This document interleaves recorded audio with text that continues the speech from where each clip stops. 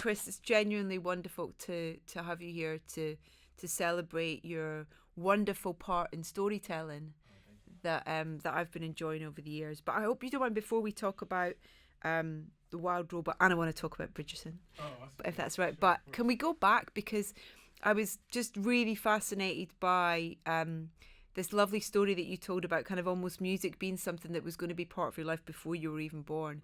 Because I remember when I was pregnant with my boys, and I was going to gigs when I was still really, really pregnant. My husband's a musician, and my little one, music's his thing, and I think a lot of that's got to do with how much was around him. Yeah, totally. Do you think that's definitely got a connection there? Yeah, 100%. I feel like, I don't know if there's something about the comfort of the womb and like whatever you're like interacting with at that time or associated with, because I find it really fascinating that a lot of the music that I naturally create feels not too dissimilar from the music that my parents are playing on my mom's stomach. Yeah.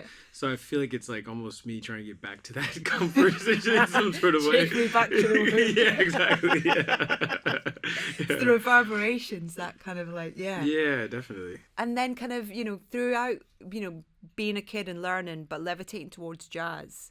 And I wanted to ask about how much you feel having that wonderful experience and love of jazz has been useful in the world of composing, in terms of that, being able to react to things, being able to really feel things, I think. Yeah, I mean, exactly that. I think it's the way that I learned how to process emotion really is through improvisation, because I felt like that's what cemented me to music and to the piano, were these moments where I didn't have the words to express how I felt, or didn't feel like I was in the space that I could express some of those things, and I could almost secretly communicate to the piano these very clear feelings, very clear ideas. And so I remember realizing that was a job in film music, was translating these emotions into music. But also, like you just said, the spontaneity or being able to very quickly adapt is something that is really required in this industry, where I'll play something for a director and then they give me notes on it, or it wasn't really working, or they said it was working, and then we get to go to the recording session and then they hear it and they're like, oh, actually, no, this isn't working at all. Like, can we change it? And being very comfortable in those kind of spontaneous moments, I think, comes from my jazz background. And I'd say lastly, the aspect of accompaniment, like, especially as a pianist in jazz, I remember working with certain teachers of mine, and the thing I loved most about being a pianist was the fact that you're accompanying someone and you're able to react to what they're doing. And so if you have a trumpet player that plays a note that's not in the chord you're playing, it's kind of your job to figure out how to make that note work. Yeah. And so that listening and adjusting something so that what that person is doing is being supported feels very similar to the process of watching a story unfold and trying to make sure the music is there to follow it. I love, for people who are listening, Kris is almost playing the piano as he tells me that. I love that, though. It's so great. It's almost like I can hear the notes that you're playing as you're telling me that. We've got our own soundtrack going in the background here. It's amazing. Do you play every day if you can? Oh, yeah, for sure. Do you need to? Yeah, I kind of need to. And then, like, I think it's, now I have a daughter now, and she's getting more and more interested in it. And so it's something that we do together a little bit. And, Right. yeah, it's definitely a part of every day, kind of naturally. What was it about composing for the screen that you were interested in, that you wanted to kind of take that step towards that to start with? Yeah, I think it was the fact that the music can be such a big part of storytelling, that you are able to feel that storytelling outside of the context of the movie when you just listen to the music. And that's the core memory and experience I have is listening to scores outside of the context of a movie that I love, like Star Wars. And John Williams to me was the master at like capturing those feelings. We were able to listen to those scores outside of the context of it, or even just sing the melody, and you're like taken back to these emotions. So I think it was that, and then also just the more I've gotten into storytelling, the more that it's become a fascinating component to it, where it's really interesting for me to think about how a really great score can accentuate or underline some of the subtextual details about what's happening in the story. Yeah, it's kind of finding that line, isn't it, of kind of not telling the audience how to feel, but still being part of the storytelling. Yeah, You know? yeah, and like really writing that line. I feel like that goes back to the jazz piano thing, where it's like some moments you're purely accompaniment, and some moments you have to kind of step forward Yeah. and really like have, you know, something to say. Yeah.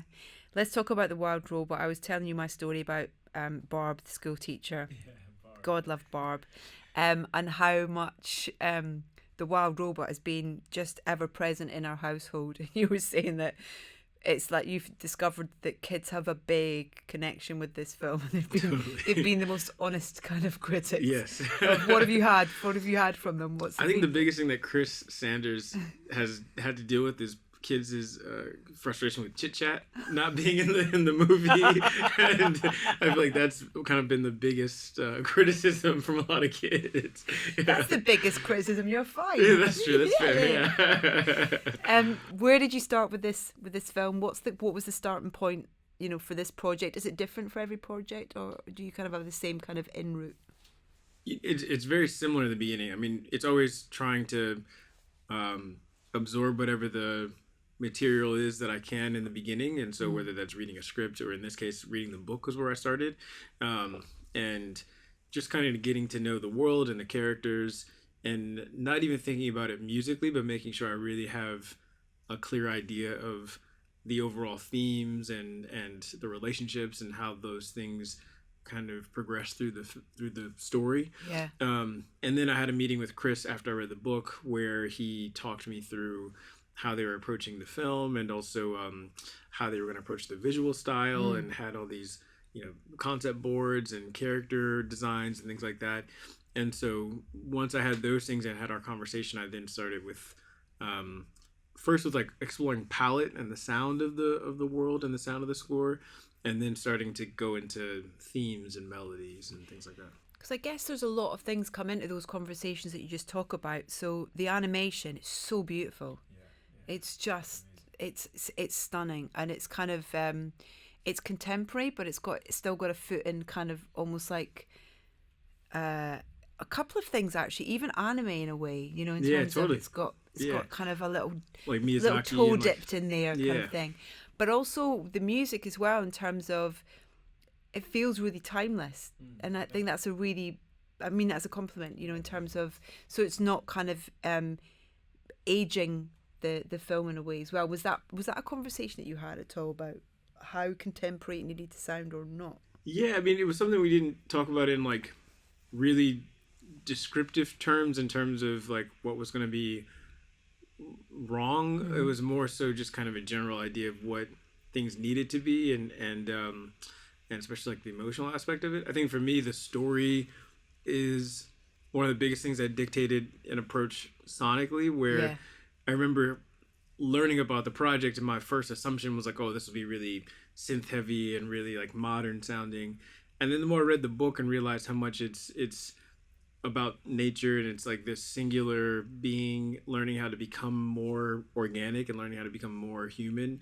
To me, it felt like that organic quality needed to be more of a presence in the score. And then when I saw what they were doing visually, like you just said, the fact that they were inspired both by, you know, Miyazaki and Studio Ghibli, but also like films like Bambi and early animation and this hand-drawn style, to me that also felt like it was going to be best met with score that was also organic in a lot of ways, and trying to find a way to do a similar thing with the score where there's definitely a lot of synth presence, and there are other elements, but wanting to find a way to have the organic feel like it's the primary thing, and also find unique ways to do that with like percussion and things like that, but at the same time have this, just you said, like timeless feeling to it.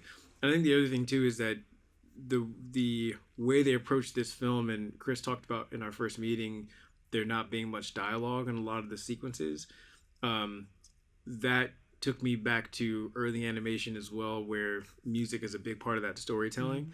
And so we talked often about music almost operating like as it did in like the silent movie era or something like that, where music has to really articulate a lot of feeling and narrative drive Yeah. in these moments where we don't have dialogue. It's almost like a musical narrator in a way. Yeah, exactly. Yeah, I like that. Is it and also thinking about characters, you know, and that idea of themes for characters, but also instrumentation for characters, because that choice of instrumentation can be can highlight a personality trait or all that kind of thing as well. Yeah, totally, and be this thing that becomes motivic throughout the film. Like I think about that with Fink, for example, and like how much his like sly, introduction, the music is almost like Kris always says that it has like a secret agent kind of vibe to it. Yeah. And then at the same time there's that's where I really was leaning into that unorthodox percussion, and like this percussion that kind of sounded a bit more ticky-tacky and like ASMR and like that kind of thing to like represent how much he's this little critter that scurries around. And that texture can then not only be something that represents him, but also any moment where there are these aspects of characters or story that get into that more kind of comedic or sly territory. Yeah. Yeah. Do you think as well, at what point are you privy to the kind of voice performances and to write to those? Because it was really interesting chatting to Nicholas Britell, particularly about If Beale Street Could Talk. And he referenced Regina King in that particular film and said that, if that character had been played by a different actor, the score would have been completely different. Yeah. And how he very much wrote to the strengths of her performance. And I wondered if that's something that for the Wild Robot in particular was something that you were, because it is that wonderful thing where the visuals are done completely, they're not done completely separate to the voice, but they are kind of almost two separate things that then come together. Yeah. And the music's almost like that third part of the triangle in a way. Yeah, definitely. Yeah, I mean, it affected it pretty hugely. I mean, in the same way that Nick talked about it, I feel like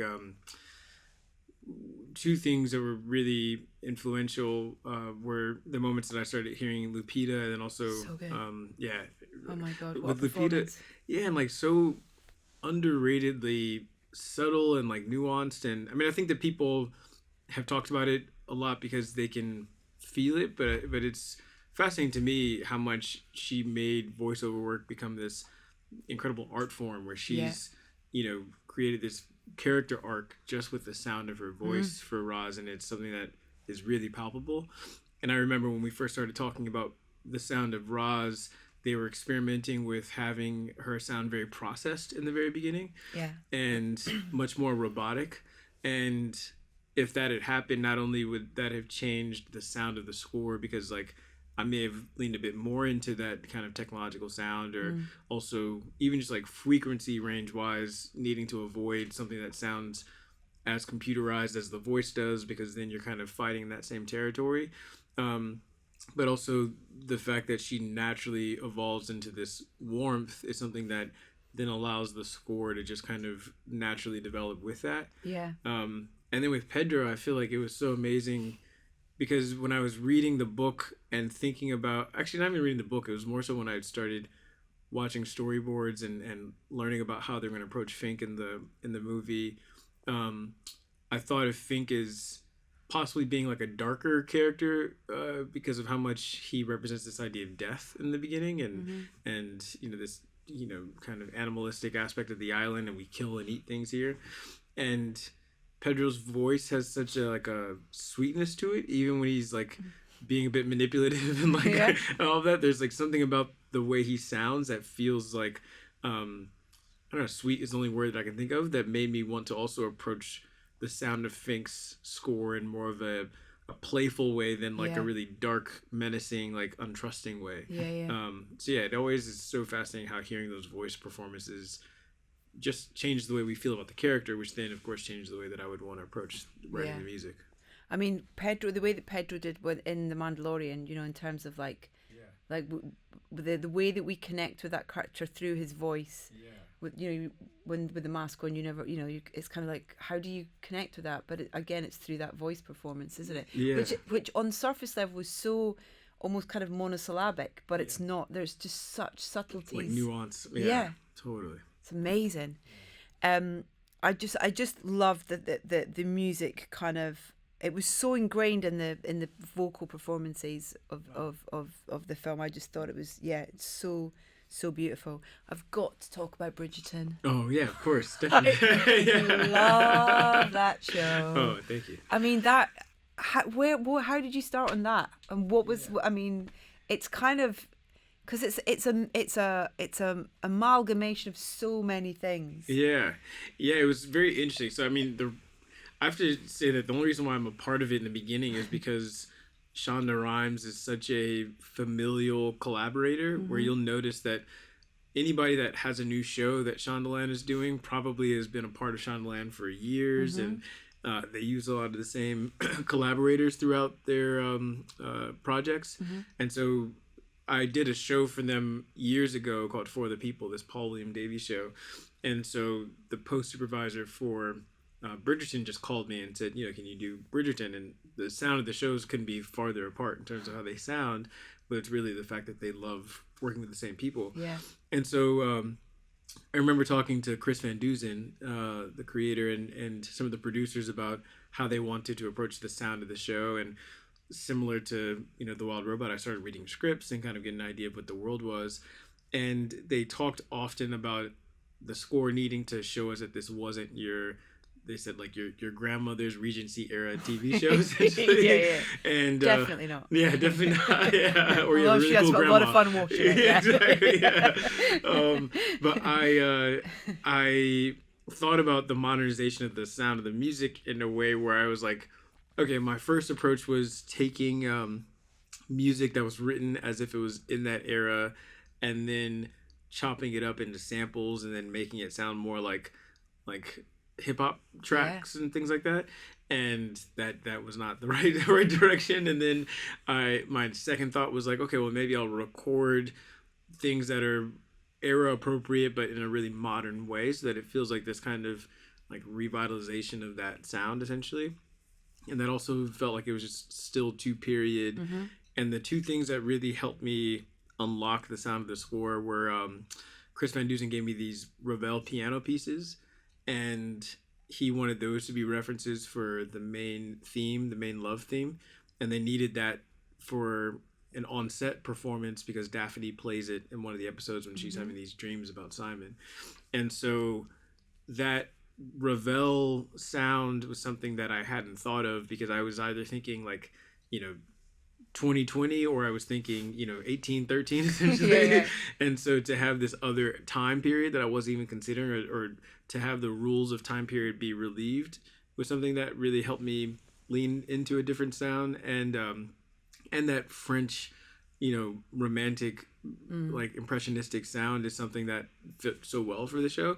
So that was the first thing. And then the second thing was Alex Patsavas, the music supervisor, choosing those covers. And I remember hearing in our watch down of the first episode the Thank You Next cover, and immediately saying like, this is so brilliant, because I now in seconds have a clear context for how these characters, how these young women feel, because of my knowledge of like my wife's relationship with that song. Or like the first thought I had was, I remember being in a store and my mom or my mother-in-law and my wife hearing that song, and then having a whole conversation about men they've dated, and this idea of like, on to the next one. Thank God I'm not with that person anymore. And having that context, and then hearing it played in this moment where these young women are stepping into this, courting scene. Yeah. I immediately understood what they're up against and what they're dealing with. And so having this like touchstone of modern feeling in music is something that really helped me lean into like, having modern melodies and having modern like tempos and feelings. Amazing. And all that kind of stuff. Yeah. It's so clever because it's almost like another script. Yeah. In a way, the choice of those needle drops exist, or reworked kind of songs. It's telling us, it's driving the narrative without there being dialogue between the characters. It's so clever. Yeah, and then also to not use the actual song and keep us in the world, but at the same time have those like subtle like nudges towards story. Yeah. there's so much of it and so many characters. Yeah, exactly. Yeah. I mean, I don't need to tell you that. It's like, you Yeah. know, is that a kind of luxury as a composer in terms of how much there is, or is it kind of like, oh my God, I've got another deadline? Yeah, I mean, I think the fact that they're able to, within the context of each season, really focus in on certain storylines Yeah. is great, because then I'm just kind of focusing on those things, and you know, there's a lot recurring, so then I can kind of have those themes recur in the season. And then it's actually really amazing that they've continued to build on these characters, because now, you know, having just done season 3 and entering season 4, and then also there was Queen Charlotte, which is tangentially related.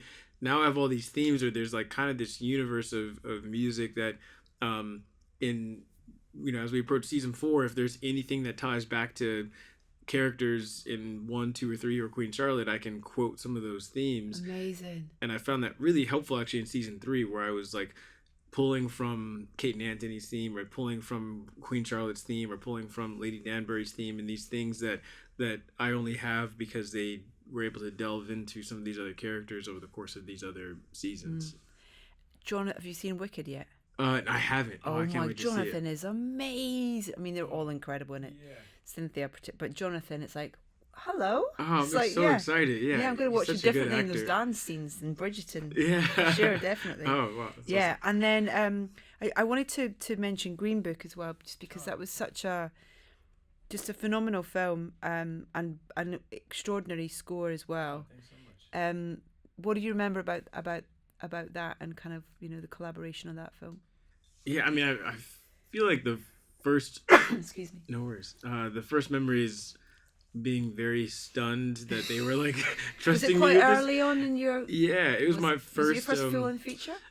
First like studio feature, Okay. and really kind of only, I think maybe my second like narrative feature. Like I had done at that point maybe like 8 documentary features and one very small studio or indie scripted feature, but that was my first like studio project. And for something that I think it's really because they didn't know what they had in the beginning. I think they thought it was like this small little thing, and then it just got bigger and bigger as they worked on it. And so I don't think they would have trusted me if they knew where it was going to go.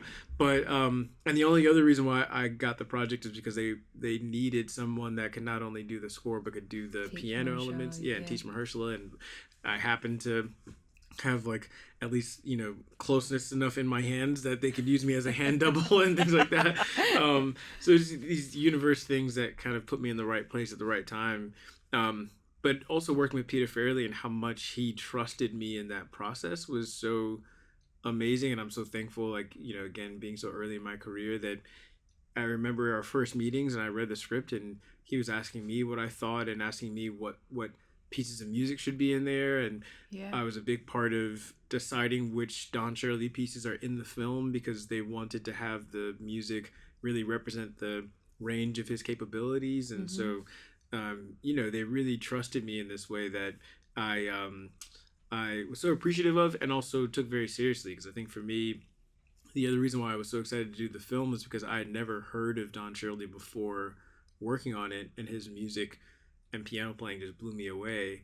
And I wanted so badly to represent that on the highest level possible. It's like, you know, these people are going to hear his music for the first time. I need to make sure that as the steward of this music, that I'm not, you know, watering it down, or I'm not like, you know, I'm not diminishing the brilliance of who he was. And so that tall order is something that I think was my North Star throughout the process.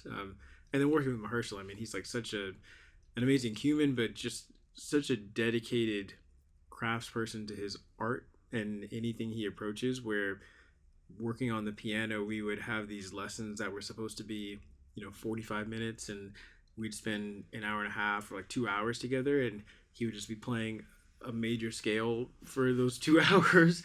And it was just because he was so laser focused, and watching him on set try to figure out how to balance being this character and also at the same time, you know, the choreography of the piano playing and all of that was just a masterclass, and like somebody taking their art form incredibly seriously.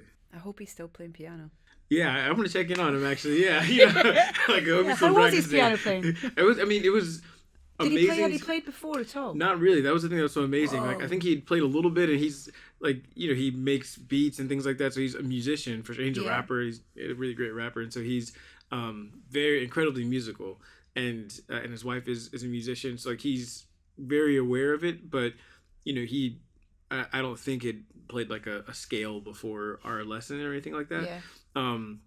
And so for him to progress in the way that he did in 3 months that we worked together, for him to go from like, not really knowing where middle C was and like playing a scale, for me to be able to have him play the melody for some of these pieces of music, that was incredibly impressive. That like he would retain those things, and like week to week, I could see that this is somebody that's like actually practicing more than any other student I've ever worked with. Yeah, it's a good teacher. Yeah, I mean, it's a good teacher, Kris. Oh, yeah, thanks. Yeah. But it's also that it's not just the kind of being able to play it; it's the physicality around it as well. Yeah. I think when a musician's got a real connection with their instrument, there's almost like a kind of almost like a hugging of it in a way, or there's a kind of presence around and over it in a way. Yeah, I mean, even what we were talking about earlier, where I was describing something and just naturally doing that. Yeah, and that was something Mahershala said in the very first lesson, actually, that I was so impressed by, is that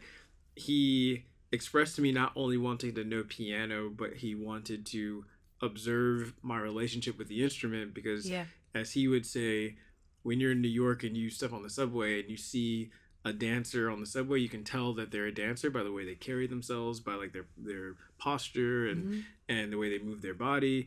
And so he was like, I want to see you sit down at the piano. I want to see like, what do you do before you play? And like, and then there were times where he was continuing to do his own research and even talking to me about things that we needed to do together, where he was like, I remember once where he talked to a concert pianist, and he was like, Kris, I think that the way that you sit down at the piano is different than a concert pianist, because you're a jazz pianist, and the way you like carry your body, which is so true, because like I droop my head and like I have like posture that I'm not really as considerate about as like a concert pianist. Yeah. And he was like, we need to have like a different body presence and like body language when we sit down at the instrument. And so for him to even be schooling me on like how we need to approach the instrument was something that again spoke to the depth that he went with learning. Wow. Yeah.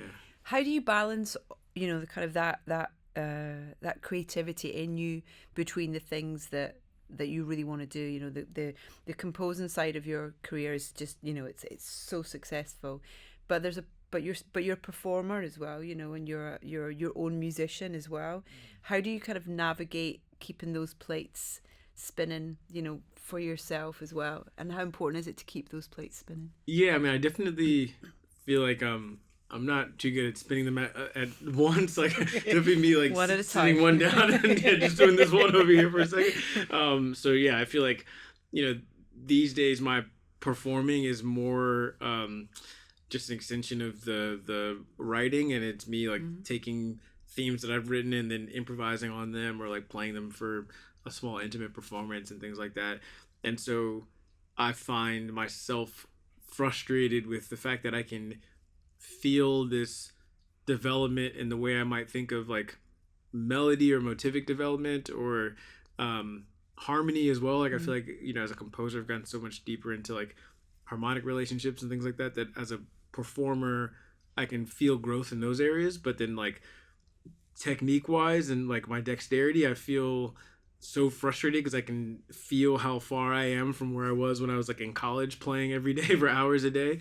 So I think it's a combination of feeling that and then starting to notice that frustration is a part of myself wanting to, pick up that other plate essentially. And trying to carve out time for that and like take on, usually it's also in the form of taking on a project that demands that I carve out time for that. So like right now I have a piano concerto that I'm writing for myself that like is something that's going to demand that I, focus in on that and practice every day for hours. I mean, same thing with Green Book. I remember when I approached that, I hadn't really been practicing that much, and having to play all that music, I was practicing like 8 hours a day again, and loved being back in that kind of headspace. So it's almost like taking on something that demands that I do that. But yeah, it's definitely difficult, especially like now I'm getting more into filmmaking and like trying to figure out how to, pace myself with how much I want to spend hours studying that when I need to be writing music or practicing piano. Yeah. Yes, it's challenging, but it's really just kind of like a lot of listening to how I'm responding internally to these desires, and then trying to have this kind of like 30,000 foot view of what's most important as I approach each project. Well, it's kind of just the versatility of what you've shown, your capabilities are as a composer for film is extraordinary. So I'm so excited to see what's next. It's been so great chatting to you. Yeah, same here. Thank you so much, Kris. Yeah, Really appreciate thank you. it. Really appreciate it. Yeah, all the best with your sons too. Thank you so much. Cheers, and your daughter. Oh, thank you. Yeah.